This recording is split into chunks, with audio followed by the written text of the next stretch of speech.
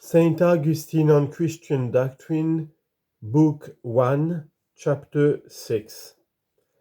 In what sense God is ineffable?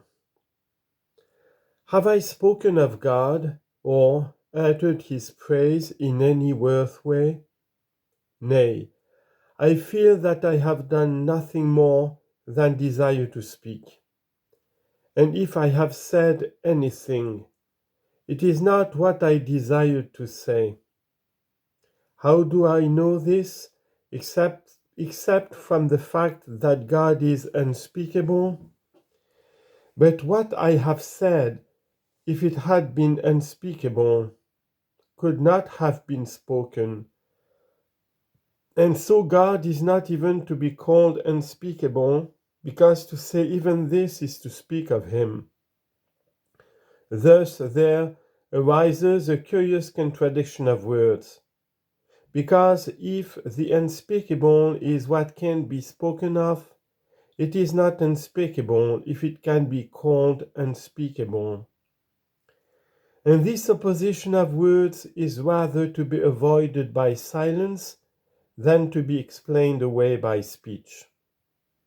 And yet God, although nothing worthy of his greatness can be said of him, has condescended to accept the worship of man's mouth and has desired us, through the medium of our own words, to rejoice in his praise. For on this principle it is that he is called Deus, in Latin God. For the sound of those two syllables in itself conveys no true knowledge of his nature, but yet all who know the Latin tongue are led, when that sound reaches their ears, to think of a nature supreme in excellence and eternal in existence. Chapter 7. What all men understand by the term God.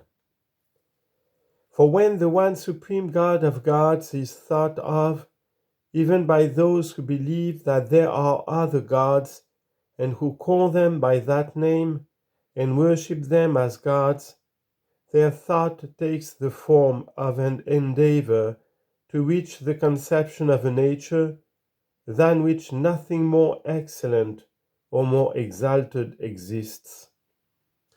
And since men are moved by different kinds of pleasures, partly by those which pertain to the bodily senses, partly by those which pertain to the intellect and soul, those of them who are in bondage to sense think that either the heavens, what appears to be most brilliant in the heavens, or the universe itself, is God of gods.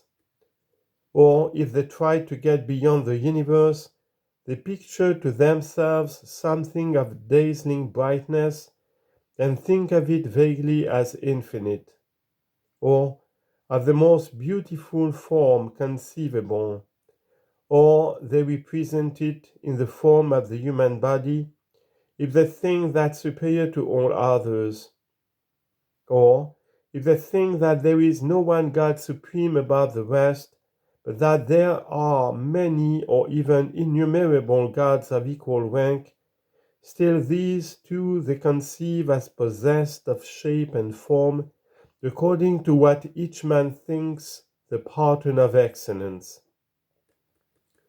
Those, on the other hand, who endeavor by an effort of the intelligence to reach a conception of God, place him above all visible and bodily natures, and even above all intelligent and spiritual natures that are subject to change.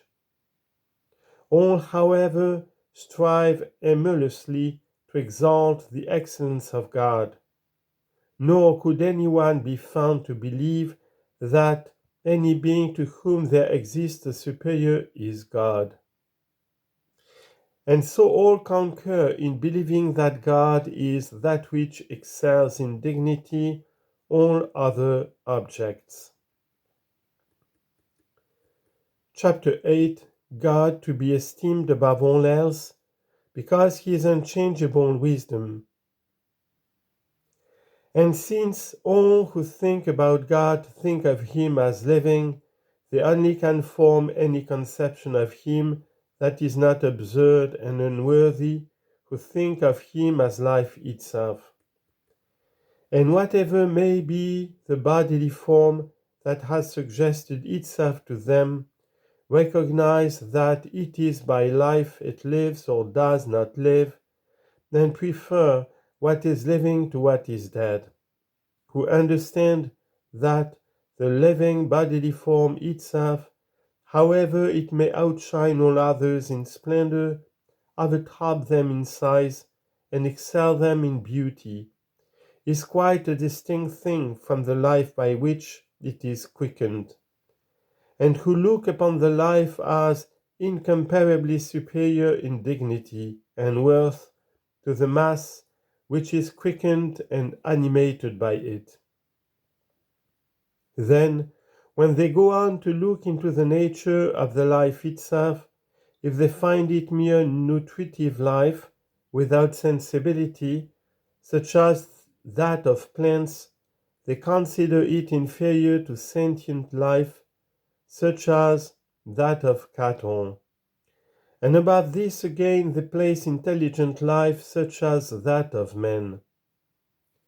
And perceiving that even this is subject to change, they are compelled to place above it again, and that unchangeable life, which is not at one time foolish, at another time wise, but on the contrary is wisdom itself.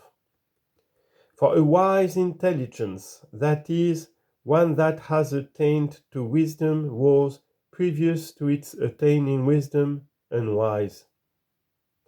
But wisdom itself never was unwise, and never can become so. And if men never caught sight of this wisdom, they could never with entire confidence prefer a life which is unchangeably wise to one that is subject to change. This will be evident if we consider that the very rule of truth by which they affirm the unchangeable life to be the more excellent is itself unchangeable, and they can't find such a rule except by going beyond their own nature, for they find nothing in themselves that is not subject to change. Chapter 9. All acknowledge the superiority of unchangeable wisdom to that which is valuable. Now, no one is so egregiously silly as to ask, how do you know that a life of unchangeable wisdom is preferable to one of change? For that very truth about which he asks, how I know it, is unchangeably fixed in the minds of all men, and presented to their common contemplation. And the man who does not see it is like a blind man in the sun, whom it profits nothing that the splendor of its light, so clear and so near, is poured into his very eyeballs. The man, on the other hand, who sees but shrinks from this truth, is weak in his mental vision from dwelling long among the shadows of the flesh. And thus men are driven back from their native land by the contrary blasts of evil habits, and pursue lower and less valuable objects in preference to that which they own to be more excellent and more worthy. Chapter 10. To see God, the soul must be purified. Wherefore, since it is our duty fully to enjoy the truth which lives unchangeably, and since the triune God takes counsel in this truth for the things which he has made, the soul must be purified that it may have power to perceive that light and to rest in it, when it is perceived.